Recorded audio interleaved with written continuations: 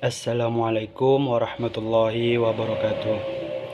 Baiklah, perkenalkan nama saya Ambo Angka dari Prodi Ilmu Pemerintahan dengan NIM B1B1 21019. Di sini saya ingin mengerjakan tugas UAS dari Bapak Michelega. Yang pertama saya akan membahas tentang filsafat. Sebelum kita membahas tentang filsafat, kita harus tahu dulu filsafat itu apa. Filsafat itu adalah merupakan terjemahan dari filosofi Inggris, berasal dari bahasa Yunani philo, love up. Jadi, secara etimologis, filsafat artinya adalah cinta atau gemar akan kebajikan. Kita lanjut definisi filsafat menurut para ahli. Plato mengemukakan filsafat adalah pengetahuan yang berniat untuk mencapai kebenaran yang asli. Sedangkan menurut Aristoteles berpendapat adalah filsafat adalah ilmu pengetahuan yang meliputi kebenaran mengenai ilmu-ilmu metafisika. Yang ketiga, menurut Al-Farabi. Al-Farabi berpendapat filsafat adalah ilmu pengetahuan tentang alam yang mewujud dan bagaimana hakikatnya sebenarnya. Lanjut, menurut René Descartes, filsafat merupakan kumpulan segala pengetahuan di mana Tuhan, alam, manusia menjadi penyelidiknya. Yang kelima, Abdul Sani Keraf dan Michel berpendapat filsafat adalah ilmu tentang bertanya dan berpikir tentang segala sesuatu apa saja dari segala sudut pandang. Kita lanjut, sejarah munculnya filsafat. Filsafat lahir dari proses mitos ke logis, yaitu ada 4. Yang pertama, sikap keheranan, kesangsian, kesadaran akan keterbatasan. Manusia memiliki rasa kagum pada alam semesta dan isinya. Di sini kita akan mempelajari metode mempelajari filsafat, itu ada 3. Yang pertama, metode sistematis, metode historis, dan metode krisis. Yang pertama, metode sistematis itu adalah dengan cara mempelajari karya-karya tentang teori pengetahuan. Metode histeris adalah mengkaji filsafat yang mengikuti sejarahnya. Yang ketiga, metode kritis, yaitu kita melakukan kajian yang mendalam yang cukup intensif. Lanjut, manfaat mempelajari filsafat. Di sini saya akan memberi 3 contoh manfaat dari mempelajari filsafat itu. Yang pertama, filsafat mengajarkan kita untuk lebih mengenal diri sendiri secara totalitas.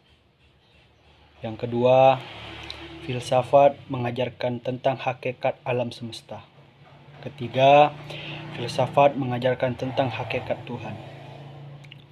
Baik, kita lanjut tentang ilmu pengetahuan, filsafat, dan agama.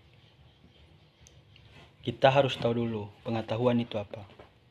Pengetahuan adalah menjelaskan tentang adanya suatu hal yang diperoleh secara biasa atau sehari-hari melalui pengalaman-pengalaman. Pembagian ilmu pengetahuan itu ada 2. Yang pertama, ilmu tentang alam, ilmu tentang manusia. Ilmu tentang alam yaitu berasal dari filsafat yang membahas alam semesta itu. Sedangkan ilmu tentang manusia berasal dari filsafat yang membahas tentang manusia sebagai individu maupun masyarakat.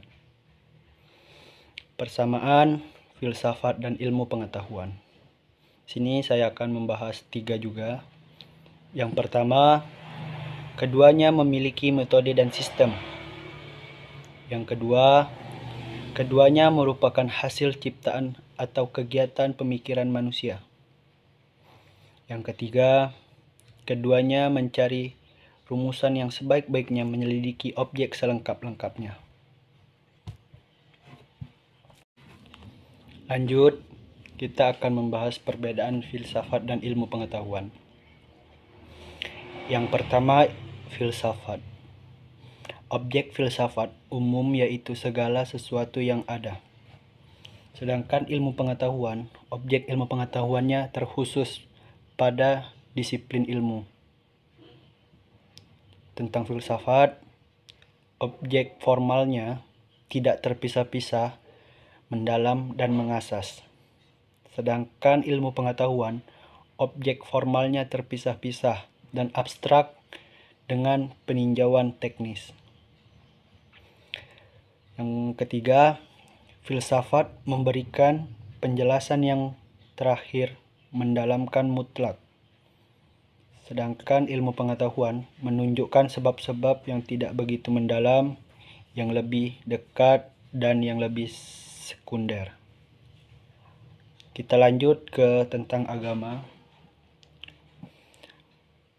Sebelum kita lanjut, kita harus tahu dulu pengertian agama itu apa. Baik, pengertian agama adalah menunjukkan kepada Tuhan atau cara yang ditempuh untuk mendapatkan ridhonya Allah Subhanahu wa Ta'ala. Yang selanjutnya, peran agama dan filsafat.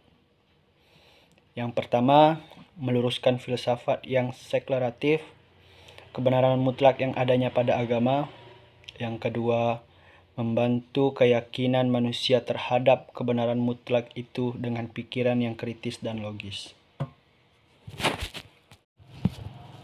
Yang ketiga, kita lanjut, menjalin filsafat, agama, dan ilmu pengetahuan. Yang pertama itu pasti ada titik persamaan dan titik perbedaan. Yang pertama, titik persamaan, yaitu sama-sama bertujuan untuk mencari kebenaran dengan mengumumkan metode masing-masing. Itu untuk titik persamaan. Sedangkan titik perbedaan adalah ilmu dan filsafat bersumber dari akal budi dan rasio manusia dalam bentuk pengalaman dan penyelidikan.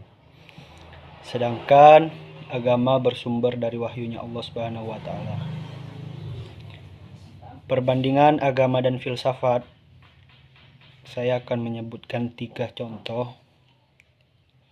Yang pertama, agama. Agama adalah unsur mutlak dan sumber kebudayaan. Filsafat adalah salah satu unsur kebudayaan. Yang kedua, agama adalah ciptaan Tuhan, sedangkan filsafat adalah hasil spekulasi manusia.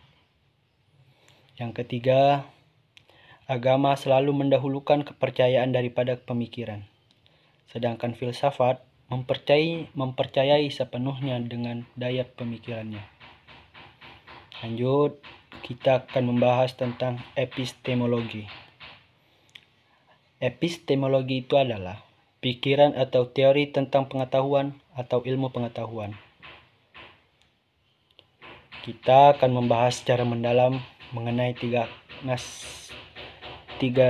masalah, yaitu sumber-sumber ilmu pengetahuan itu ada 3. Yang pertama, aliran empiritisme. Kedua, aliran rasionalisme. Yang ketiga adalah ilmu wahyu. Baik, kita lanjut. Aliran empirisme yaitu menganggap bahwa sumber pengetahuan yang utama adalah pengalaman indera manusia. Yang kedua, aliran rasionalisme yaitu memberi tekanan kepada akal atau reason sebagai sumber pengetahuan. Yang ketiga, ilmu wahyu, yaitu ilmu yang bersumber dari Tuhan seperti keimanan, tauhid, wahyu, ilmu fikih, ilmu usuluddin, dan sebagainya. Lanjut, metode ilmu pengetahuan. Yang pertama ada metode deduktif. Metode deduktif adalah suatu proses berpikir yang bertolak balik dari hal-hal yang abstrak kepada yang konkret, atau dari pernyataan yang bersifat umum ke pernyataan yang bersifat khusus, melalui mekanisme serangkaian pernyataan yang disebut silogisme. Silogisme terdiri atas 3 pernyataan yang disebut, yang pertama, premis mayor atau dasar pikiran utama. Yang kedua, premis minor atau dasar pikiran kedua. Yang ketiga adalah kesimpulan. Yang kedua ada metode induktif yang dimulai dari bukti-bukti yang khusus, dan atas dasar-dasar bukti yang khusus itu ditarik kesimpulan yang bersifat umum. Sesuai dengan cara kerjanya, maka pengetahuan ilmiah memiliki ciri-ciri sebagai berikut. Yang ada 4. Yang pertama adalah objektif, rasional, sistematis, dan generalisasi. Objektif artinya adalah bebas dan penilaian yang bersifat subjektif dan kebenarannya advance atau didukung oleh bukti-bukti yang kuat. Rasional artinya sesuai dengan logika atau aturan-aturan penalaran. Sistematis artinya dilakukan dan disusun secara teratur dan sesuai dengan teori-teori.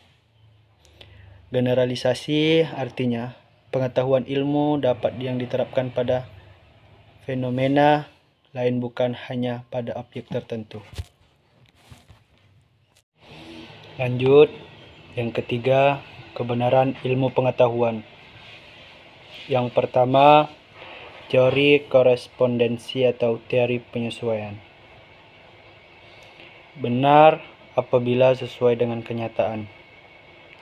Jika kebenarannya dirumuskan sebagai penyesuaian antara pengetahuan kita dengan objek pengetahuan, artinya apa yang kita ketahui itu cocok dengan kenyataan. Yang kedua, teori konsistensi atau kohensi. Dengan benar apabila proposisi tersebut memiliki hubungan dengan gagasan dari proposisi sebelumnya yang telah dianggap benar, atau proposisi itu konsisten dengan proposisi sebelumnya. Menurut teori ini, kita harus menemukan atau menggunakan kriteria untuk mencari kebenaran. Kriteria ini adalah apakah ada tindak ketetapan konsistensi antara pendapat-pendapat atau ada tentang sesuatu. Setelah dilakukan eksperimen berkali-kali, maka hasilnya tetap sama atau konsisten. Yang ketiga, teori pragmatik.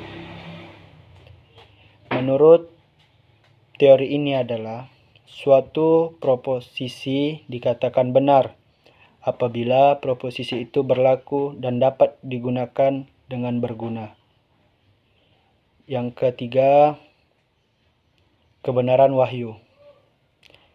Kebenaran wahyu adalah kebenaran yang datangnya dari Tuhan dan karena itu bersifat mutlak. Kalau kebenaran logis dan kebenaran empiris bersifat relatif, maka kebenaran wahyu bersifat absolut. Baik, terima kasih kepada Bapak Michelega yang telah memberikan tugas UAS pengantar ilmu filsafat. Di sini saya izin pamit mengundurkan diri atas apa yang saya bacakan. Apabila banyak kekurangan, saya mohon maaf. Saya akhiri. Assalamualaikum warahmatullahi wabarakatuh.